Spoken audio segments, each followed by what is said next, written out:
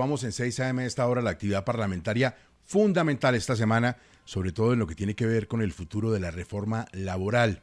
Hoy la Comisión Cuarta del Senado radica oficialmente la nueva ponencia para tercer debate. A ver, Lisset.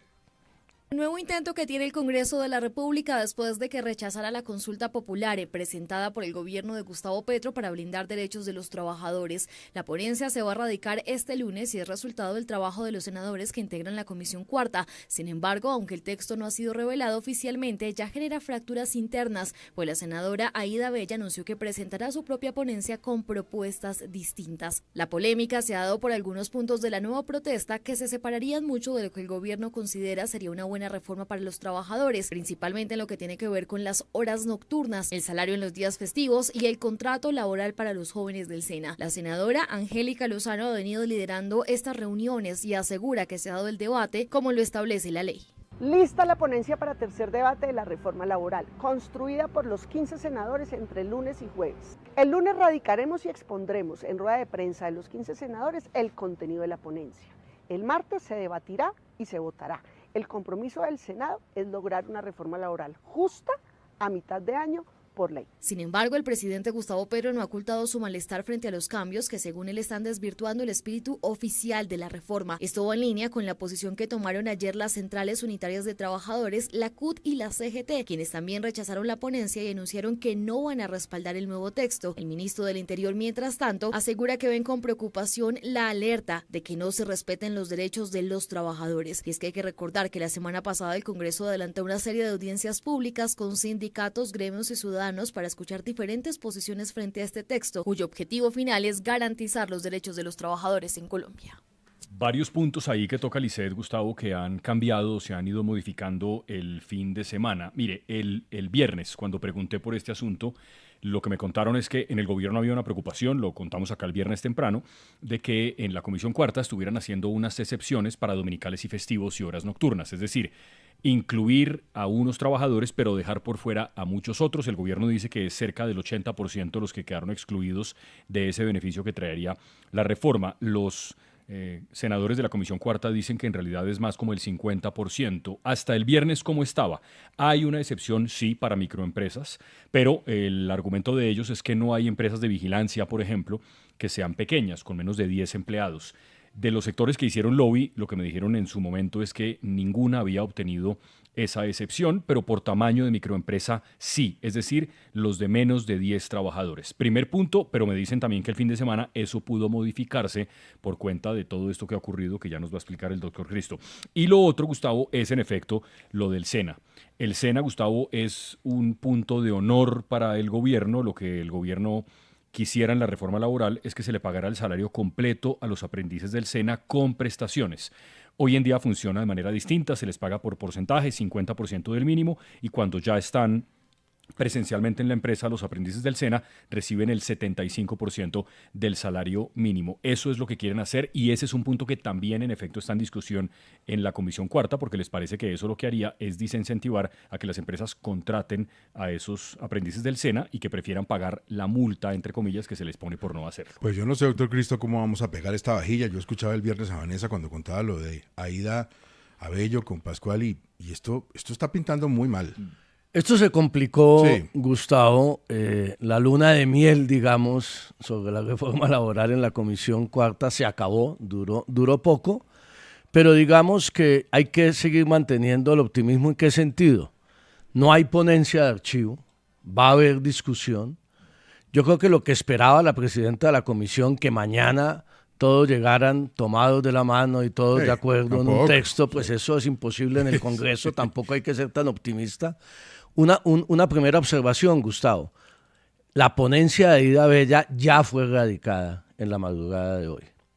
¿Y por qué se radicó primero? Porque como las dos ponencias van a ser positivas, aprobando el proyecto, pues en el orden del día primero se tiene que discutir la que primero se radica. Que fue lo que hizo Paloma el otro día, que le molestó tanto a la doctora Exactamente, Carrascal. hicieron pero exactamente. es el Congreso. Es el Congreso. Entonces, cuando lleguen mañana, hoy van a presentar los otros senadores su ponencia, pero tienen que discutir sobre la base del texto de Aída Bella, que es básicamente el texto que aprobó la Cámara de Representantes y es el que apoya el gobierno. Primer punto. Segundo, ¿qué fue lo que hicieron el jueves pasado? Que fue un mecanismo bien interesante en la Comisión Cuarta del Senado. Se reunieron no los 8 senadores, sino los 15, y votaron artículo por artículo cada uno de los temas y fueron tomando decisiones. ¿Por qué es importante esto? Porque es indudable que hay una mayoría de la comisión, no los 14 senadores, ahí Abella no está sola. En algunos temas como los que mencionaba Espinosa, del SENA, del vínculo laboral de los aprendices, en el tema de los recargos dominicales, hay varios senadores en la comisión que no están de acuerdo con la ponencia mayoritaria y va a haber proposiciones y va a haber discusión. Luego la conclusión es que la votación con toda seguridad no va a terminar mañana, va a haber varios días en la comisión y ahí empieza también a jugar el factor tiempo. Y finalmente, la posición del gobierno. La posición del gobierno tiene unas líneas rojas claras y es recargo dominical y recargo de festivos. Y el recargo nocturno debe aprobarse como se salió en la Cámara de Representantes, igual que el tema del SENA. De ahí en adelante hay disposición a mirar ajustes al texto aprobado en la Cámara. Luego, ya hay ponencia de Ida Bella, hoy presentan los otros 8 senadores ponencia, va a haber mucha discusión en estos temas y va a haber varios días de votación. Ojalá. Lo que es cierto, Gustavo, es que va a haber reforma laboral para la plenaria del Senado y ahí vendrá otra discusión y falta además la conciliación. Luego, el final de esta película, como lo hemos dicho aquí, solo lo conoceremos el 20 de junio. Bueno, hablando de reformas, Hernando, creo que también esta semana la Corte Constitucional sigue metiéndole muela al asunto de la pensional. ¿Habrá humo blanco? ¿Qué va a pasar ahí? Bueno, Gustavo, aunque los términos de este proceso indican que la Corte Constitucional aún tendría espacio temporal para decidir oportunamente este asunto, el mismo se ha fijado en el orden del día de esta semana y obviamente ello hace prever un fallo antes de que esa reforma empiece a regir. Y ello está muy próximo, Gustavo, sería concretamente el 1 de julio. Y por eso se hace factible y se anticipa que se tenga una sentencia, en este caso muy cercanamente. Yo creo entonces que sí podría haber humo blanco antes de lo esperado y, por ejemplo, en estas calendas o semana. Pero a ver, Hernando, ¿qué caminos jurídicos podría tomar la Corte? ¿Algo sabemos de eso? Gustavo, las dos principales opciones que podrían estarse barajando para un mejor entendimiento que tendría la Corte, y partiendo, claro está, de la base de los inocultables vicios que tuvo esa reforma en el Congreso y que los vio todo el mundo menos la Procuraduría General en esta nueva administración. Pero bueno, esos caminos serían la inconstitucionalidad absoluta, y ello implica desde luego que se caería todo el articulado de esa reforma, o una sustitutiva, un fallo que originara la posibilidad de que se retrotraiga el trámite, es decir, se lleve nuevamente al Congreso por orden de la Corte para tratar de subsanar esos inocultables vicios, y con ello se devuelve entonces el proyecto al Congreso al momento en el cual se originaron los vicios que se le achacan.